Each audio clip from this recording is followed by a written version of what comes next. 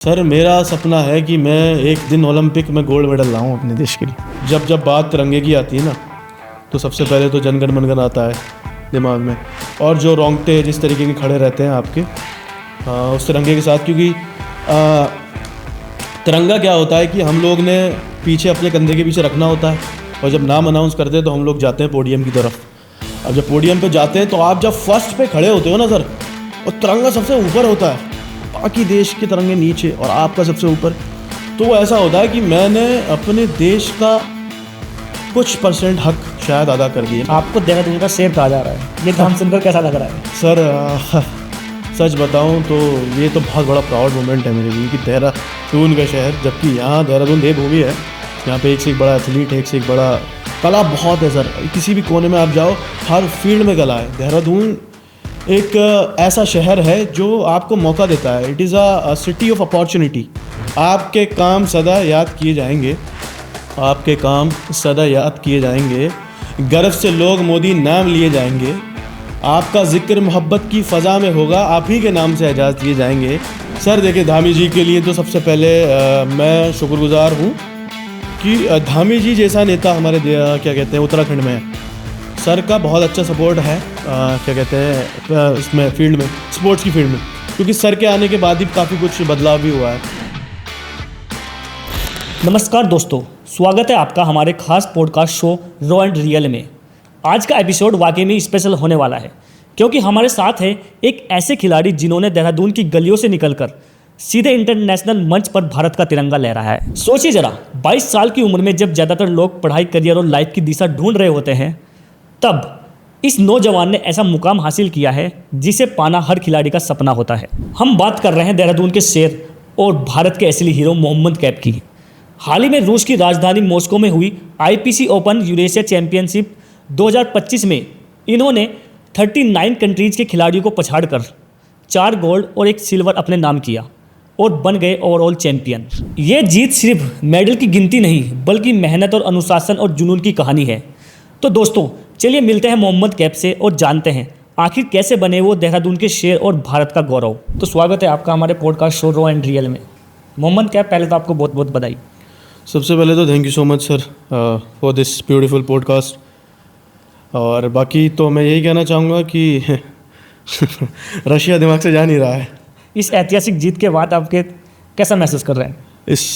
Sir सच कहूँ तो सब कुछ ऐसा है कि ये मैंने किया क्योंकि जिस तरीके से मैं यहाँ से गया था प्रिपरेशन करके, और जिस तरीके से वहाँ नतीजा मिला, नतीजा क्या मतलब, हम लोगों को मेनली अपनी लिफ्ट्स का काउंट अप करना देखना रहता है कि लिफ्ट्स कितनी हम लोगों को उस कैटेगरी जो सामने वाला हमारे सामने चल रहा है, जबकि वहाँ 39 नेशंस 39 कंट्री वहाँ पर मौजूद थी। तो हमारी लीग में कौन सी कंट्रीज़ है, कौन सी हमसे आगे चल रही हैं, तो उनको लीड बनाने के लिए 1 किलो की लीड है या 2 किलो की लीड है, तो उस मेनली लीड को देखते देखते हम लोग आगे बढ़ते थे, और उसी को फोकस करते हुए हम लोगों ने मतलब ये क्या कहते हैं दिमाग में डिटर्मिनेशन किया कि ये हमारे कंपैरिजन में है, हमारे कम्पिटिटिव है। जैसे रशिया, मैंने बताया था कि वो रशिया वाला था, एक अरब से था, और एक क्या कहते हैं आपको जॉर्डन वाले थे, तो ये मेनली कम्पिटिटिव इन्हीं से था। बाकी तो कुछ राउंड से पहले ही बार हो गए थे। आप हमें अपने बचपन के और शुरुआती दिनों के बारे में बताया, आपने कब और कैसे पावर लिफ्टिंग को चुना?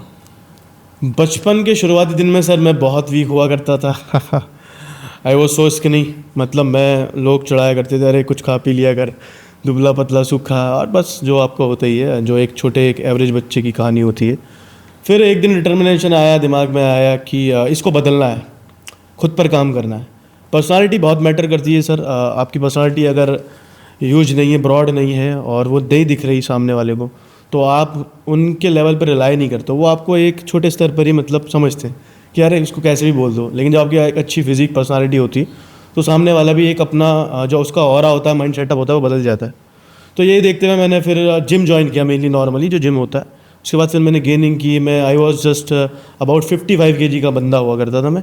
Now I am 95 kilograms। अभी जो मैं जिस कैटेगरी में खेला वो 93 थी, और फिर हल्के हल्के करके वेट गेन करना, प्रोटीन शेक्स हो गए आपके, डाइट अच्छी हो गई, ये घर का खाना छोड़ देना, mainly boil foods, rice, carbs अच्छे, और ओट्स मील, फिर इन सब का कॉम्बिनेशन से चेंजेस आते गए बॉडी के अंदर। बस यही था कि कुछ चेंज करना है, तो चेंज ने मुझे यहाँ तक लेके आया। बाकी फिर जिम के बाद जो वेट लिफ्टिंग का था वो नई कहानी है।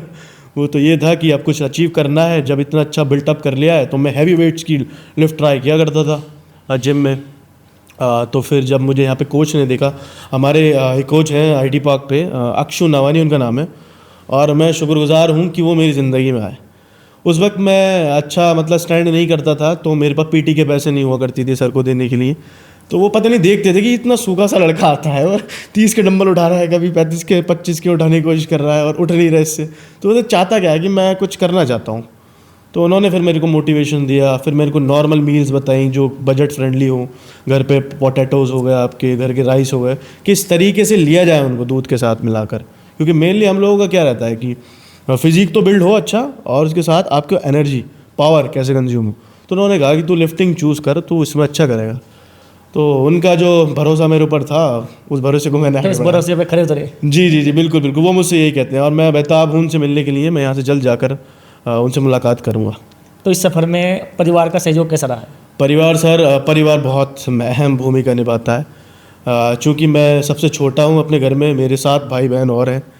तो जो सबसे बड़े से लेके सबसे छोटे तक मुझे इस तरीके का सपोर्ट रहा उनका कि कभी मुझे जैसे कभी किसी चीज़ की ज़रूरत हुई या कुछ हुई तो मुझे पता ही नहीं चला वो कैसे पूरी हो गई, क्योंकि मेरे परिवार का सपोर्ट था। माता पिता, मेरे भाई डॉक्टर शायगान, मेरे भाई बड़े भाई नौमान जमाल, मेरी बहन तस्नीमा, तैयबा, अर्शी और एक शाइस्ता, इन सब का अलग अलग फॉर्म में अलग अलग तरीके से, कोई बजट में है, कोई खाने के बनाने के लिए है, और कोई किसी चीज़ की ज़रूरत हो रही है, व्हीकल्स हो गए आपके और का है। तो कुछ ना कुछ कहीं ना कहीं इन लोगों ने मुझे रुकने नहीं दिया। और काफ़ी टाइम ऐसा वक्त आता है कि आप लिफ्ट आपकी बढ़नी कम हो जाती है तो मेडल रुक जाते हैं आना, फिर आप बस खेल रहे हो, जा रहे हो, मेडल नहीं आ रहे, मेडल नहीं आ रहे। तो वो थोड़ा डिप्रेसिंग माहौल होता है, लेकिन उससे ओवरकम करना, अगर आपके पास परिवार है तो आप कर सकते हो। तो देहरादून छोटे शहर से निकलकर इंटरनेशनल स्तर तक पहुंचना कितना चुनौतीपूर्ण रहा है? सर, आप मुझसे सर पूछ रहे हैं और ये सब ना इमेजिनेशन चल रहा है। मैं शुरुआत में पहुंच गया हूँ अपनी, कि जैसे आपने मुझसे पूछा कि स्टार्टिंग कैसे हुई, तो सर मैं उस फेज़ में पहुंच गया जब मैंने ये पहली बार में डिस्ट्रिक्ट जीत के आया था। तो वहाँ से जीतने के बाद सर बहुत सारे क्या कहते हैं आपके सामने चुनौतियाँ आती हैं। डिस्ट्रिक्ट जीतने के बाद आपको एकदम चांस नहीं मिलता। डिस्ट्रिक्ट में रिकॉर्ड होता है इसका, जैसे कोई 500 किलो उठा पा रहा है कि टोटल है, किसी का 600 किलो है, तो वो रिकॉर्ड तोड़ोगे आप, तब जाके आप स्टेट के लिए बेस्ट बनोगे। फिर स्टेट में जैसे तैसे करके सर ने बहुत मुझे पुश कराया। मेरी कुछ लिफ्ट्स वीक थी तो कुछ हैवी थी, तो उन्होंने कहा जो लिफ्ट वीक हैं उनको हल्का कम करते हैं, जो ज़्यादा स्ट्रॉन्ग है उन्हें और स्ट्रॉन्ग करते हैं। तो इसी प्रायोरिटी पे उन्होंने मुझे फोकस करवाया, वेल फोकस करवाया, और इसी से आगे बढ़ते बढ़ते डिस्ट्रिक्ट से स्टेट हुआ, स्टेट से नेशनल हुआ, 4 से 5 नेशनल्स हो चुके। उसके बाद फिर जब नेशनल रिकॉर्ड ब्रेक किया तो सिलेक्शन लेटर आ गया इंटरनेशनल गेम्स का फेडरेशन की तरफ से। तो इट वाज जस्ट, तो तब कैसा महसूस कर रहे थे? तब तो ऐसा था कि ये this is me, Mohammad Kaif. Multiple times I have read my name, Mohammad Kaif, Mohammad Kaif, Mohammad Kaif. So I was like yeah this is me, ये तो मैं ही हूँ। फिर उसके बाद वो just amazing when I talk to my coach Akshu Navani, he said you are doing pretty well, I know you can do it. I said sir but this is international, so he said no you can do it, doesn't matter which platform you are performing, but I know that you will perform well. तो sir का कहना था, और फिर शुरुआत हो गई sir वहाँ से। फिर वीज़ा वगैरह आपका पता ही चीज़ें होती हैं, फिर क्या कहते हैं वहाँ का सिलेक्शन लेटर, फिर वहाँ पे भी आना होता है। फिर वहाँ का लास्ट में आया वो मेरा नाम, लेकिन वो बहुत एंड मोमेंट पे आया, तो काफ़ी सारी कॉन्सिक्वेंसेस भी थे इस बीच में। फिर जब शुरुआत हुई वहाँ पे गए, तो जब रशिया देखा, इतना बड़ा देश, इतना खूबसूरत और इतना हसीन, अमेजिंग अमेजिंग। तो आपका ये दूसरा इंटरनेशनल ट्रिप था? जी पहले जी, आप कजाकिस्तान गए थे, इससे पहले मैं कजाकिस्तान गया भी था। बिल्कुल। तो इसमें और उसमें आपको क्या फ़र्क लगा? सर इसमें और इसमें काफ़ी फ़र्क है। कजाकिस्तान ये नहीं है कि कजाकिस्तान कुछ कम था, वहाँ पे भी 35 नेशंस थे, अलग अलग तरीके के नेशंस थे। वहाँ पे भी रशिया था, मौजूद था, लेकिन जो ये यूरोपियन कंट्रीज़ थी वो थोड़ी मतलब एक लेवल में थी, यहाँ ज़्यादा थी। तो वो जब कजाकिस्तान गए थे तो वहाँ पर मैंने ये सीखा कि परफॉर्म कैसे करना होता है। और जब मैं रशिया गया तो मुझे ये पता था कि मुझे परफॉर्म करना कैसे है और किस तरीके से। तो वहाँ पे तो मैंने परफॉर्म किया, अच्छा परफॉर्म किया, लेकिन यहाँ मुझे तरीका पता था। तो उस तरीके को फॉलो करते ही उनके लिफ्ट्स के जो इवेंट्स होते हैं बड़े डिफरेंट होते हैं। जैसे कजाकिस्तान में तो एक दिन में 3 बार ही उठाना था, फिर अगले दिन में 3 बार, फिर उससे अगले दिन 3 बार। यहाँ ऐसा नहीं था, यहाँ पर पॉइंट स्कोरर गेम था। एक दिन में 9 टाइम्स आपको उठाना था, 4 दिन का गेम था, तो तकरीबन 9 करके 4 दिन के वो जो हर एक दिन का 3 का बेस्ट होता था उसमें से स्कोर निकालते थे, फिर उस स्कोर को आगे बढ़ाते थे, तब आपका नाम ऊपर आता था। तो पता ही नहीं चलता कब क्वार्टर फाइनल में मेरा नाम आ गया, फिर क्वार्टर फाइनल 2 हुआ, फिर सेमीफाइनल हो गया, फिर फाइनल में नाम आ गया। फाइनल में जाने के बाद अरब था वहाँ पे, और वहाँ पर रशिया था, जॉर्डन था, बहरीन था, और 1-2 देश और थे। उसके बाद फिर जब लास्ट में डेडलिफ्ट और क्या कहते हैं स्ट्रिक कल का वक्त आया, तो मुझे पता था कि मुझे क्या करना है। बस सर फिर तो ये था कि देहरादून मेरी नज़रों में था, वहाँ के लोग मेरा इंतज़ार कर रहे हैं, वहाँ के लोग, मेरा कॉलेज मेरा इंतज़ार कर रहा है, जिन लोगों ने मुझ पर भरोसा किया है, सपोर्ट किया है, जिन्होंने कभी मेरा साथ नहीं छोड़ा। क्योंकि स्पोर्ट्समैन के साथ कॉन्सिक्वेंसेस तो होते ही हैं। हम लोग की इंजरीज़ वगैरह बहुत ज़्यादा होती हैं, तो बीच में बैक इंजरी हो गई थी, शोल्डर इंजरी भी हो गई थी, तो उससे रिकवर करते करते तकरीबन कजाकिस्तान में और इसमें 1 साल का आसपास का डिफरेंस हो गया। नहीं तो मैं पहले भी मेरा चांसेस आ गए थे, तो इंजरी की वजह से नहीं जा पाया था। तो वहाँ से कैसे मूव ऑन करके उसको गेटअप करके आया हूँ दोबारा। तो वो तो जब आप वेट उठाते हो तो दिमाग में उस वक्त क्या चलता है? दिमाग में सर उस वक्त ये चलता है कि मुझे अपने वतन लौटना है और उनको चेहरा दिखाना है। सबसे पहला ख्याल कि अपने वतन जाना है, चेहरा दिखाना है, और उनके चेहरों पर ये शिकंज ना हो कि मेरा मोहम्मद क्या वापस आया तो खाली बात वापस है, मोहम्मद क्या वापस आया है तो कुछ लेके वापस आया। और उनका भरोसा हमेशा से ये कभी था ही नहीं कि मतलब मैं कि मेडल लेके आऊँगा ही नहीं। ये तो कॉन्फिडेंस रहते हैं वो लोग, हमेशा इतनी दुआएं हैं लोगों की, हर फील्ड में, हर जगह लोग बहुत दुआ करते हैं अल्हम्दुलिल्लाह से। और बस लोगों का यही है कि ये खाली बात वापस जाएगा, लेकिन मेरा हमेशा फोकस यही रहता है कि मैं खाली हाथ तो छोड़ो, मैं गोल्ड के बिना वापस नहीं आऊँगा। मुझे चेहरा दिखाना है सबने, तो यही है। तो बस यही मेनली रहता है कि लोगों को मुंह दिखाना। तो रूस और अरब के वेट लिफ्टरों को हराना कितना कठिन था? सर सच बताऊं तो जो रूस के और अरब के वेट लिफ्टर थे वो मेरे से डबल थे साइज़ में। हाँ, मतलब मैं समझ लीजिए 1993 के आसपास था। वो अरब वाला जो था सर वो 140 किलोग्राम, और जो रशिया का था 128 केजी का था। जब ओपन में हम लोग भिड़े तो आई वाज लाइक कि मैंने कैसे हराऊंगा भाई। लेकिन फिर जब मैं वेट उठाने के लिए गया, जब मैंने 270 का अटैम्प्ट लिया लास्ट का, तो मुझे पता चला कि यार अगर पावर है तो फ़र्क नहीं पड़ता कदकाठी से, ताकत होनी चाहिए, ताकत होनी चाहिए, तो आदमी बंदा कर देता है। फिर वो था वहाँ पे, फिर लोगों के चेहरे थे सामने कि वो लोग इंतज़ार कर रहे हैं, ये नहीं तो हराना है क्या है। तो 1 किलो की लीड से मैं जीता था वहाँ, 1 किलो की लीड पे गोल्ड आया लास्ट में। और फिर ये ट्रॉफी भी जो आपके सामने मौजूद है, तो डेड में भी आई, बेंच में भी आई, स्ट्रिक्ट में भी आई, और हर एक उसमें आई। तो कितना वेट उठाना था वहाँ पे जब फाइनल में पहुँचे आप? फाइनल वाले में एटलीस्ट आपको लास्ट में जाके 270 से कम तो नहीं था। 270 एक तरफ था और 100 किलोग्राम एक तरफ था। 2 इवेंट बचे थे ना, अब डेडलिफ्ट और स्ट्रिकल्स के। तो उसके लिए तैयार थे? उसके लिए तैयार तो था नहीं। स्ट्रिकल मेरा वीक था क्योंकि मैंने बताया लिगामेंट टियर है यहाँ का शोल्डर का, तो वो तो दुआओं का असर था। लास्ट में जब मैंने उस स्ट्रिक को खींचा ऊपर तो वो रुका ही नहीं, चलता ही चला गया।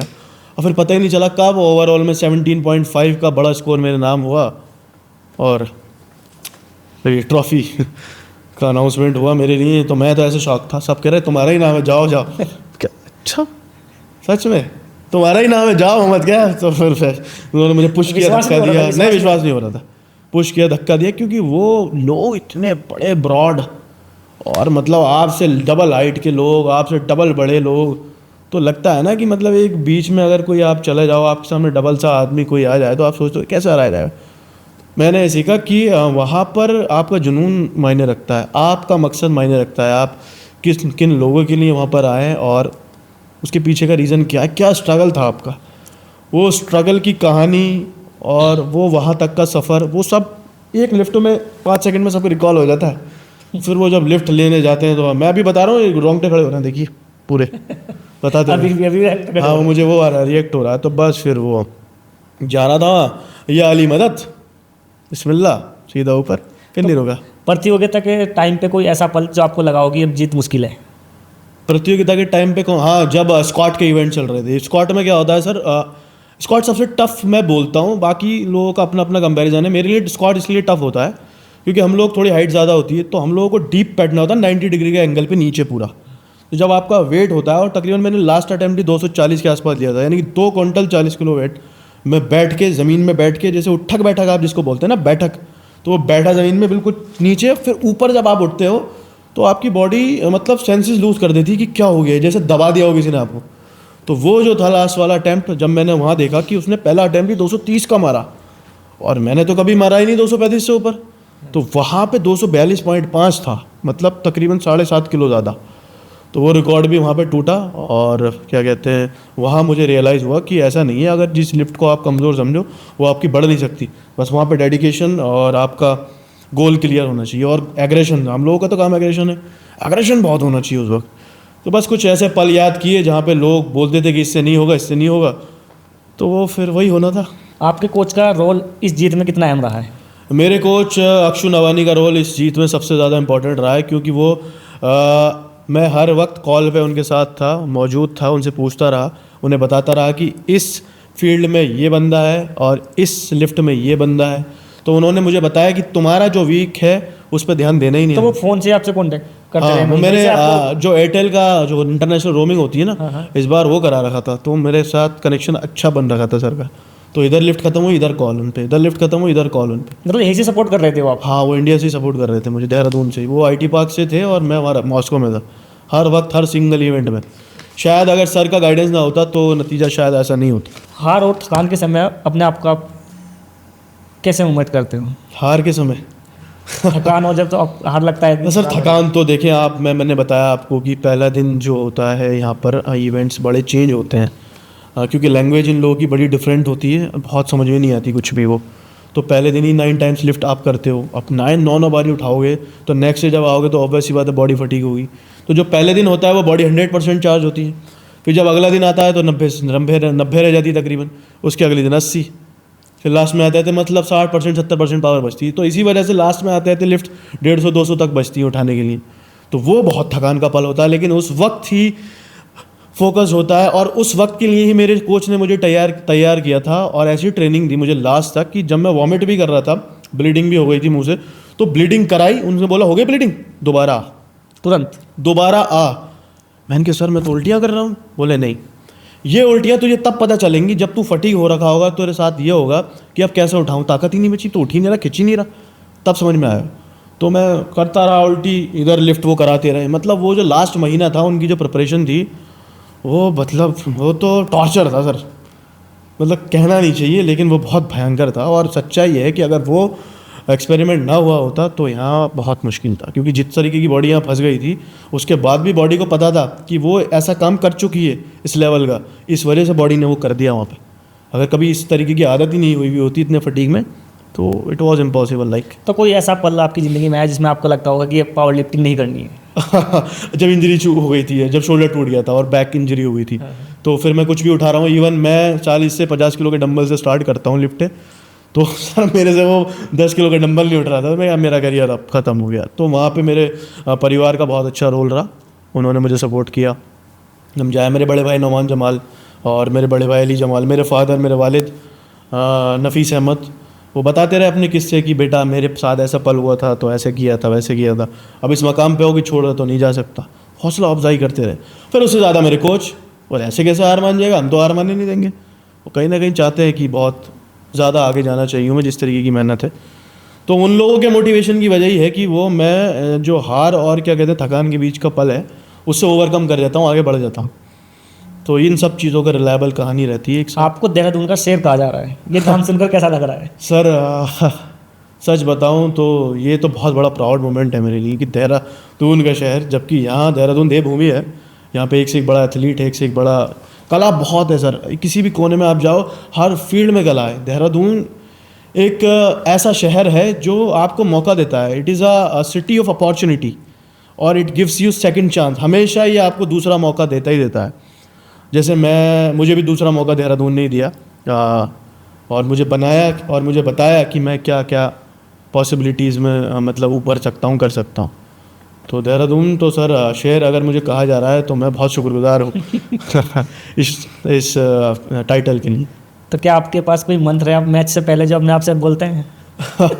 सर मंत्र तो ऐसा कुछ नहीं है, लेकिन हाँ दिमाग में काफ़ी सारी चीज़ें आती हैं। मेरी मम्मी हमेशा मुझसे कहती थी कि दुआ पढ़ा करो आप जाने से पहले, वो आपको क्या कहते हैं, वो बहुत ज़्यादा ताकत देगी, हिम्मत देगी। जैसे कि नस्रुम मिन अल्लाह व फतहुन करीब, मतलब सब जीत हार अल्लाह के हाथ में है, और करने वाला कराने वाला वही है। तो ये जो पॉजिटिव चीज़ें होती हैं आपको मोटिवेशन देती हैं, तो बस यही सोच के जाता हूँ और बिस्मिल्लाह करता हूँ, बस या अली करके खींच देता हूँ सर वज़न, हाँ, तो जितना उठना होता है उतना उठ जाता है।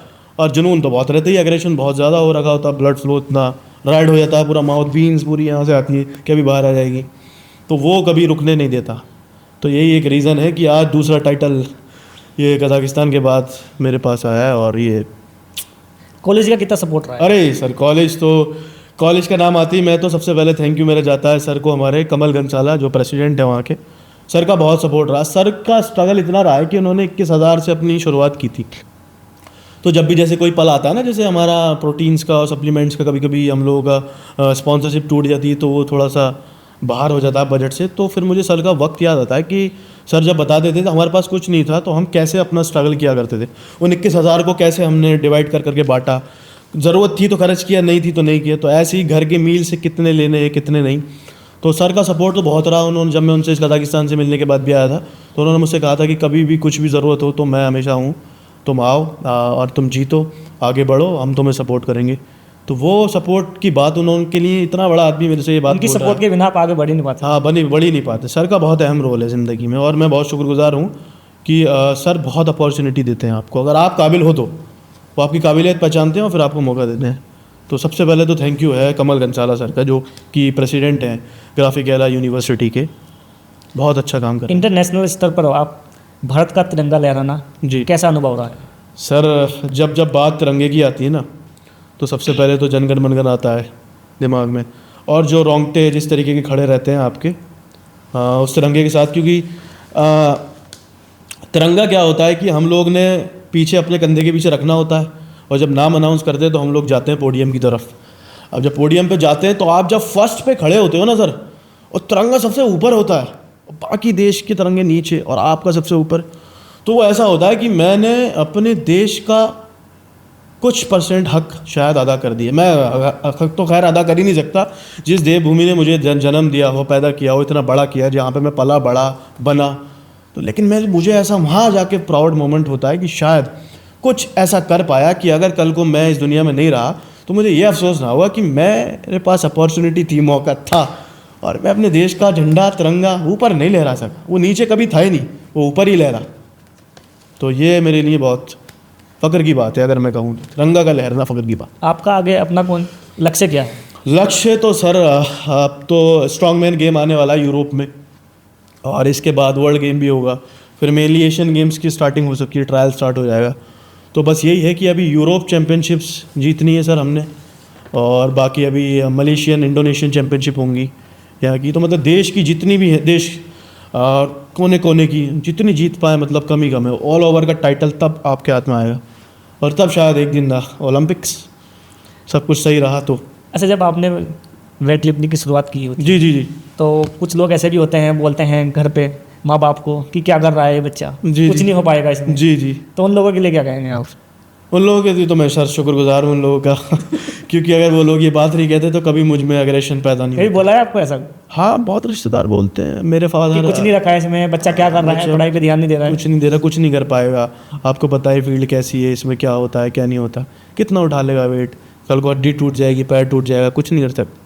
तो फादर मेरे एक बात बोला करते थे उनसे कि मुझे ये पता है कि मेरा बेटा क्या कर रहा है, एटलीस्ट मेरा बेटा आजकल के पब जनरेशन से तो दूर है, और एटलीस्ट मेरा बेटा आजकल की उस यूथ जनरेशन से तो दूर है जो ड्रग्स की मुहिम के पास है और अल्कोहलिक है, और एटलीस्ट मुझे इस बात का शुक्रगुजार है।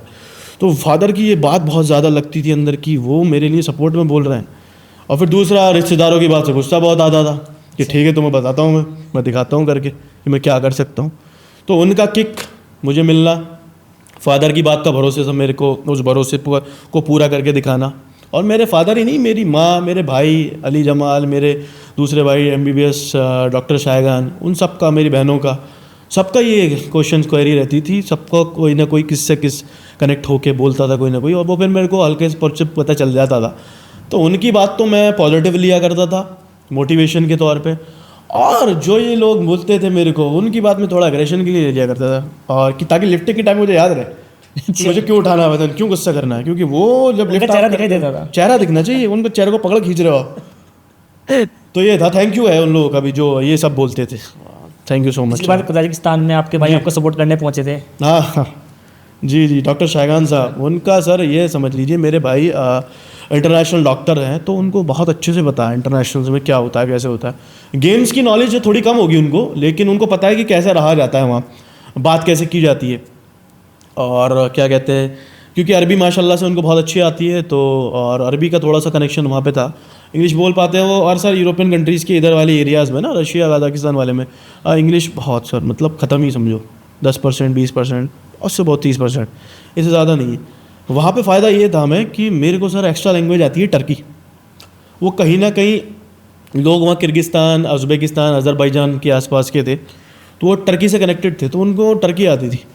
तो वो एक दिन एक वो मेरे को बंदे मिलते हैं वहाँ पे, उन्होंने मुझसे बोला खुश गेल्दिसिन। होश गेल्दिसिन का मतलब होता है कि वेलकम है आपका। तो मैंने उनको बोला होश कोर्दुक। होश कोर्दुक का मतलब होता है थैंक यू, इस वेलकम का थैंक यू। तो वो शौक होगा कि सुन के सेंदे बिल बिलमेसिन टर्की, मतलब आप टर्की जानते हैं? मैंने कहा एवेत बैनिम दे बिलमेसिन टर्की। तो उन्होंने बोला हायरलिन माशाल्लाह, ये तो बहुत अच्छी बात है। बैंदे गुजल स्तर दे चौक स्तर, मतलब इस पर हम बात करते हैं, बैठते हैं आपसे, और आप कहाँ से हैं? मैंने बैंदे हिंदुस्तान के अंदर। वो मैंने पूछा सेंदे गेल्दिन गाइड सिन, तो उन्होंने बोला कि मैं हूँ बैंदे गेल्दिन किर्गिस्तान ओल्सन, मैं किर्गिस्तान से हूँ और मैं हिंदुस्तान से हूँ। फिर वो एक बॉन्ड बन गया टर्की का। फिर तो सर बहुत लंबी बातें होती रहीं। फिर लास्ट में वो बहुत इम्प्रेस हुए, खुश हुए, बताते गए मुझे कि खाना यहाँ पे अच्छा कहाँ मिलता है, किस तरीके का, कहाँ खाना चाहिए आपको, क्योंकि वहाँ थोड़ा सा पिग मीट होता है, तो वो तो हम लोगों को बहुत दूर रहना होता है उससे, तो वो उससे कैसे बचा जाए और कहाँ अच्छा खाना मिलता है। चाय खाना होता है वहाँ पे एक रेस्टोरेंट, उसका नाम ही चाय खाना है। सोचो टर्की वहाँ पे, वो अब रशिया में, उसका नाम चाय खाना है। तो पहले तो मुझे शॉकिंग था, फिर उसने मुझे बताया कि नहीं चाय खाना होता है, तो वहाँ कितनी तरीके की बन रखी होती है और चाय खाना होता है वहाँ, बहुत अच्छा खाना टर्की खाना। और लेबल आपका मिल्क जैसे प्रोडक्ट हिंदुस्तान से क्या कहते हैं कनेक्टेड रहता है बहुत ज़्यादा, तो उनसे बहुत अच्छा बॉन्ड बना, बहुत लंबी बात हुई। और फिर वो शौक भी थे थोड़ा सा कि ऐसे कैसे। फिर मैंने उनको बताया कि मैं अर्तुल गाजी देखा करता था अच्छा टर्की में, और इंग्लिश सबटाइटल के साथ। मैंने मतलब 10 से भी ज़्यादा सीज़न देखे हैं उसके, और हर एक सीज़न में कम से कम 150 एपिसोड हुआ करते थे। तो बहुत खुश हो गया फिर थोड़ा, तो बॉन्ड भी बना बहुत अच्छा। फिर मतलब पता चला कि वहाँ पे टर्की का वैल्यू है, आप कर सकते हो, ज़िंदा रह सकते हो अच्छे से। पढ़ाई के साथ साथ पावर लिफ्टिंग करना कैसे मैनेज करते हो? हाँ सर, पढ़ाई के साथ तो थोड़ा सा ये होता है कि टफ़ तो रहता ही है, क्योंकि मेनली क्या होता है कि हमारा जो शेड्यूल जब स्टार्ट हो जाता है प्रिपरेशन का, तो जब डेज़ का जब आपके पास बहुत ज़्यादा क्लोज होते हैं, एटलीस्ट जब एक मंथ बचता है, तब तो सर आप you have to train for 7 to 8 hours, 7 से 8 घंटे ट्रेन करना है। लेकिन जब आपके पास 3 महीने 4 महीने होते हैं, तो तकरीबन दिन में 4 घंटा तो एटलीस्ट है ही, 2 घंटा सुबह 2 घंटा शाम। तो उस टाइम पे क्या होता है कि कॉलेज भी होता है, और उसके साथ साथ एग्ज़ाम्स भी स्टार्ट हो रखे होते हैं। और चूँकि मैं MSc कर रहा हूँ माइक्रोबायोलॉजी से, तो मेरे प्रैक्टिकल्स भी होते हैं, वाइवा वगैरह भी अलग होता है, और क्या कहते हैं रिटिन का तो आपने पता ही है कितने लंबा होता है, पेपर्स चलते हैं ना। तो वो क्या कहते हैं मिड टर्म हो गए, फाइनल टर्म हो गए, फिर मिड टर्म्स के प्रैक्टिकल्स हो गए, फाइनल टर्म्स के प्रैक्टिकल्स हो गए, और फिर क्लासेज चल रही हैं। तो जितना हो सकता है अटैम्प्ट करता हूँ मैं, क्लासेज जाता हूँ। सबसे बड़ा थैंक यू उन टीचर्स का है, हमारी HOD अंजू मैम हो गई, और बाकी के हमारे क्या कहते हैं साथ के हैं जो टीचर्स हैं जो पढ़ाते हैं, वो मेरे को अलग से, जैसे अगर मैं नहीं पढ़ पाया और किसी एक्स्ट्रा दिन चला गया, तो वो बैठा के मेरे को बता देते हैं कि ये पढ़ो और ऐसे ऐसे पढ़ो, ऐसे ऐसे करो। तो उनके सपोर्ट की वजह से ही मैं अलग से अच्छे से पढ़ पा लेता हूँ, और मैं अच्छा सा मतलब 8 CG के आसपास तक मार्क्स गेन हो जाता है, ठीक रहता है, वो स्कोर भी अच्छा होता है। तो इस तरीके से दोनों चीज़ मतलब मैनेज हो पाती है। नहीं तो इट वाज लाइक सर, अगर उन लोगों का सपोर्ट नहीं होता तो आप क्लासेस मिस कर देते हो, तो आपको बताने वाला कोई नहीं होता, क्योंकि sir they are very supportive, they are very good, friendly, वो समझते हैं what you are doing, what you are capable of. So they are supporting me and I am thank you for them. Miss हमारी HOD Anju ma'am का, हमारे sir का, हमारे और अलग अलग फील्ड में सारे जो जितने भी स्टाफ हैं, वो सब लैब वाले इंचार्ज हो गए और ये हो गए, सब बहुत सपोर्ट करते हैं। उत्तराखंड सरकार जैसे हमेशा खिलाड़ियों को, युवाओं को आगे बढ़ाना चाह रही है, तो धामी जी के लिए क्या कहना चाहेंगे आप? सर देखिए, धामी जी के लिए तो सबसे पहले मैं शुक्रगुजार हूँ कि धामी जी जैसा नेता हमारे क्या कहते हैं उत्तराखंड में है। सर का बहुत अच्छा सपोर्ट है क्या कहते हैं इसमें फील्ड में, स्पोर्ट्स की फील्ड में, क्योंकि सर के आने के बाद ही काफ़ी कुछ बदलाव भी हुआ है, लोग स्पोर्ट्स की तरफ मोटिवेट भी हुए हैं, उन्होंने जागरूक करा है। अभी देखें उत्तराखंड खेल हुआ था यहाँ पे, कितने सारे एथलीट्स वगैरह गए थे यहाँ पे, सबका पार्टिसिपेशन हुआ, उत्तराखंड से अच्छी टीम्स के मेडल्स आए सबके मेनली। तो क्योंकि सर ने पहले अवेयरनेस दी, सब कुछ दी, और सर का हमेशा से स्पोर्ट्स में ये है कि मतलब वो हमेशा से उनका काम ड्रग फ्री उत्तराखंड रहता है। तो ड्रग फ्री उत्तराखंड के लिए यूथ को मोटिवेशन देना होता है। तो वो यूथ का मोटिवेशन का मतलब ही स्पोर्ट्स है।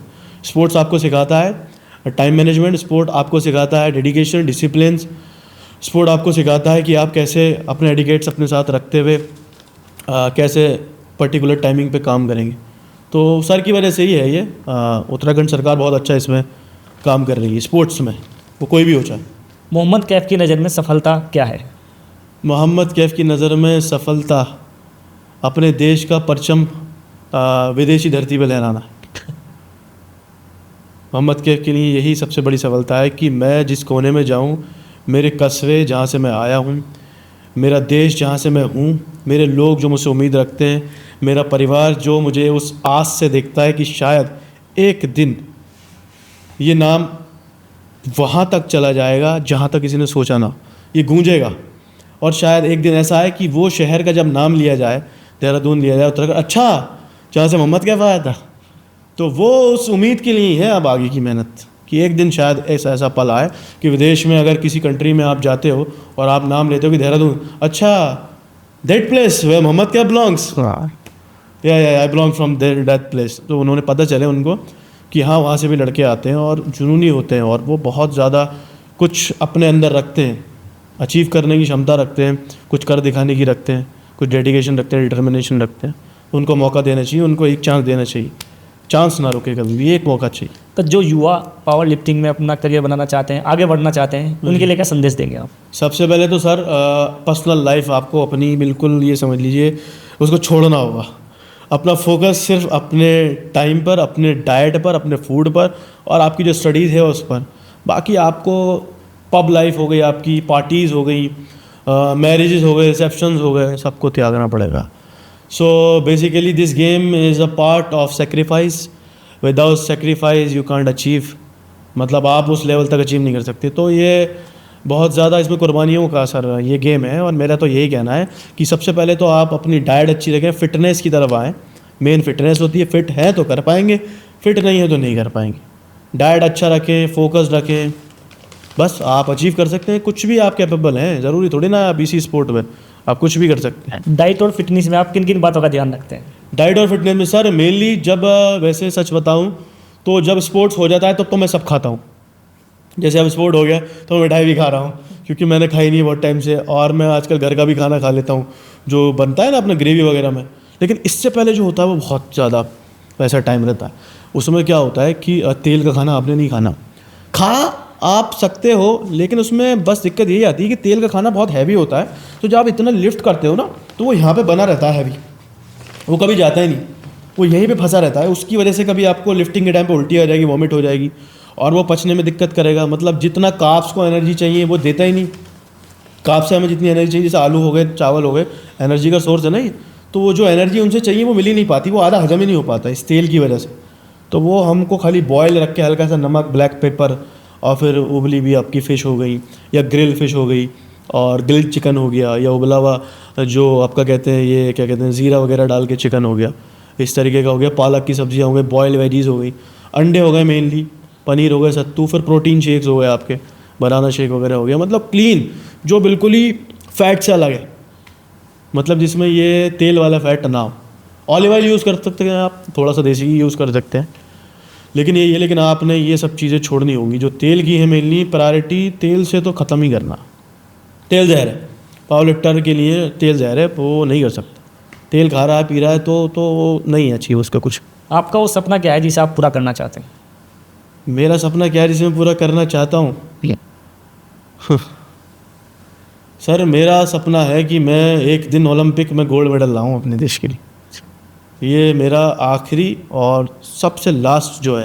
मैं जानता हूँ अभी तो बहुत सारी स्टेज हैं वहाँ तक पहुँचने के लिए। अभी तो कॉमनवेल्थ गेम हो गए, एशियन गेम्स हो गए, वर्ल्ड गेम्स हो गए, वर्ल्ड गेम्स ट्रायल्स हो गए, स्ट्रॉन्गमैन गेम्स हो गए, सब जाके जीत में सब बेस्ट बनना पड़ेगा। हर एक कंट्री में मेडल्स होने चाहिए, रिकॉर्ड अच्छा होने चाहिए, तब पहुँचूँगा। लेकिन सपना वही है कि एक दिन ओलंपिक में, ओलंपिक सपना है, नाम हो बस और लोग मुझे जाने। क्योंकि ओलंपिक तक जाने का मकसद ही है कि कोना कोना, चप्पा चप्पा, लोग कम्युनिटीज़, डिफरेंट कम्युनिटीज़, कोने और देश के इधर से लेके उधर तक और शहर के इधर से लेके उधर तक लोग आपको जानेंगे, पहचानेंगे, लोग बोलेंगे कि ये वहाँ से आता है और वहाँ पर टैलेंट है लोग, और फिर मौका देंगे दूसरे टैलेंट को।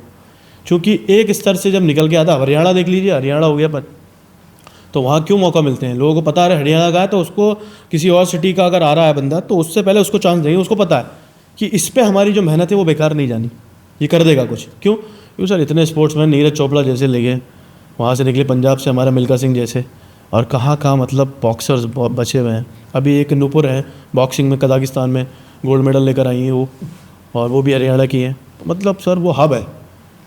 तो ऐसे ही हम भी चाहते हैं कि हमारे देश को और हमारे शहर को मौका मिले, उत्तराखंड को मौका मिले। जब पूछे कि अरे उत्तराखंड से आता, अच्छा मौका देना चाहिए उसको, पीछे कम ना समझे, कमज़ोर ना समझे, वो किसी से कमज़ोर नहीं है, बस मौके की तलाश में। उसे वो मौका दे, वो करके ज़रूर दिखाएगा। तो यही है सपना। तो प्रधानमंत्री नरेंद्र मोदी भी लगातार खेलों को बढ़ावा देते हैं। जी। तो आप क्या कहना चाहेंगे? सर देखिए, मोदी जी जैसा प्रधानमंत्री हमारे देश के लिए होना फ़ख्र की बात है। और सच बताऊं, व्लादिमीर पुतिन से उनके रिलेशन इतने स्ट्रॉन्ग है रशिया में कि जब हमारी एंट्री हुई है, हम लोग कहीं घूमने के लिए गए, तो हम जब उन्हें पता चलता था, अच्छा यू आर फ्रॉम इंडिया, ओ मोदी के शहर से, मोदी जी के यहाँ से, मतलब अपनी लैंग्वेज में बोलते थे, वो मोदी नाम जिक्र लिया करते थे। तो हम लोगों के चेहरे पे स्माइल आ जाती थी, क्योंकि वो बॉन्ड उनके साथ दोस्ती, व्लादिमीर पुतिन जो वहाँ के हैं, तो जो उन्होंने बॉन्ड बना रखा है उनके साथ, वो बहुत ज़्यादा हम लोगों को उसने मतलब परेशानी नहीं दी। और उनके इस बॉन्ड की वजह से ही था कि हम लोग इंडियंस को वो बहुत ज़्यादा एक सपोर्ट, एक हेल्प, कहीं जब लैंग्वेज इशू होता है, उन्हें पता होता है कि इनको नहीं आती, इनको इंग्लिश आती है, बाकी रशियन नहीं आती, तो वो एक सपोर्ट करना और उनको बढ़ावा देना, आगे करना। मोदी के शहर से हो, मोदी के यहाँ से हो, मोदी जी कैसे हैं? तो मतलब वो जो मोदी का जो नाम है कि हर हर मोदी घर घर मोदी, तो वो देश में हो रहा है, रशिया में हो रहा है कि हर हर मोदी नहीं, वो इंटरनेशनल मोदी है, रशिया मोदी, घर घर मोदी। तो मोदी जी के लिए मेरे पास एक सर शेर था जो दिल से था कि आपके काम सदा याद किए जाएंगे, आपके काम सदा याद किए जाएंगे, गर्व से लोग मोदी नाम लिए जाएंगे, आपका जिक्र मोहब्बत की फ़ज़ा में होगा, आप ही के नाम से एजाज़ दिए जाएंगे, आप ही के नाम से एजाज़ दिए जाएंगे। एजाज़ कहते हैं सर अवार्ड को, आपके नाम से अवार्ड दिए जाएंगे जब होगा। तो जब हमें पोडियम पे भी बुलाया जाता था तो यही कि अरे मोदी के देश से, इंडिया से मोहम्मद कैफ आ रखे हैं, आइए पोडियम पे आइए। तो बहुत फ़ख्र की बात थी। शुक्रगुजार हैं हम कि मोदी जी जैसे प्रधानमंत्री हमें ठीक, नसीब हुए। तो अंत में कोई ऐसा संदेश जो आप हमारे हिंदुस्तान के युवाओं को देना चाहते हैं? युवा के लिए मेरा यही संदेश है कि जितना हो सके ख़ुद को वक्त दें, ख़ुद को कुछ नया करने के लिए जागरूक करें और समझाएं कि ज़िंदगी सिर्फ यूँ ही घूमना फिरना, कुछ पढ़ लेना, ये कर लेना नहीं होती। ज़िंदगी में और भी बहुत सारी चीज़ें हैं जो आप खुद के साथ बैठो, खुद के साथ बात करो तो समझ में आएगी कि हाँ यार, इसका मकसद तो बहुत खूबसूरत है, बहुत हसीन है, ये तो सिर्फ एक मकसद के लिए नहीं है। और ये जितना वक्त है इसको अगर डिवाइड कर करके आप आगे बढ़ें तो आप बहुत कुछ सीखेंगे। ज़िंदगी का मकसद ही ये सीख, क्योंकि इंसान तो गलतियों का पुतला है, लेकिन जब आपके साथ बैठेंगे, आप खुद को मौका देंगे, तो वही है, फिर आपको ये कभी रोकेगी नहीं, आपको मौके पे मौका देगी और ये सिखाएगी कि ज़िंदगी बहुत खूबसूरत है अगर आप इसको अच्छे से जिए। मैं जानता हूँ बहुत सारे कॉन्सिक्वेंसेज आएंगे, परेशानियाँ आएंगी, और अगर आप स्पोर्ट्स में हैं तो यू आर लाइक कि आप कभी डीमोटिवेट नहीं हो सकते। सर कभी एक स्पोर्ट्स पर्सन डीमोटिवेट नहीं होता, उसको कल अपना रिकॉर्ड ब्रेक करना है, अगले दिन अपना रिकॉर्ड ब्रेक करना है, कल से बेहतर बनना है, कल से बेहतर बनना है, तो हमेशा बेहतर की तलाश में जाता है। अपने बीते हुए कल से बेहतर के लिए वो आगे का कल देखता है। तो यही है, अपने बीते हुए कल को बेहतर बनाने के लिए अच्छा कल तो करना ही पड़ेगा, और वो तभी होगा जब आप एक डेडिकेशन रखेंगे, क्योंकि मंजिल उन्हीं को मिलती है जिनके सपनों में जान होती है। पंखों से कुछ नहीं होता, हौसलों से उड़ान होती है। हौसले मजबूत रखें, ज़रूर अचीव करेंगे। Thank you so much. तो दोस्तों, आज की हमारी बातचीत सिर्फ सवाल जवाब नहीं थी, बल्कि एक प्रेरणादायक सफ़र था। मोहम्मद कैफ ने हमें दिखाया कि अगर मेहनत और जुनून, अनुशासन हो तो कोई भी सपना अधूरा नहीं रहता। देहरादून की गलियों से निकलकर रूस और अरब जैसे बड़े मंच पर भारत का तिरंगा फहराना, ये अपने आप में इतिहास है। और आज वो सिर्फ देहरादून का शेर नहीं, बल्कि पूरे भारत का गर्व बन चुके हैं। हम सबको पूरा यकीन है कि आने वाले एशिया गेम्स, स्ट्रॉन्गमैन चैंपियनशिप और ओलंपिक में भी ये शेर दहाड़ेगा और भारत को गोल्ड दिलाएगा। कैफ की कहानी हर उस युवा के लिए प्रेरणा है जो सपने देखता है और उन्हें सच करने की हिम्मत रखता है। दोस्तों उम्मीद है आपको यह पॉडकास्ट पसंद आया होगा। अगले एपिसोड में मिलते हैं एक नई शख्सियत और एक नई कहानी के साथ। तब तक के लिए मुस्कुराते रहिए, सपने देखते रहिए और मेहनत करते रहिए। जय हिंद।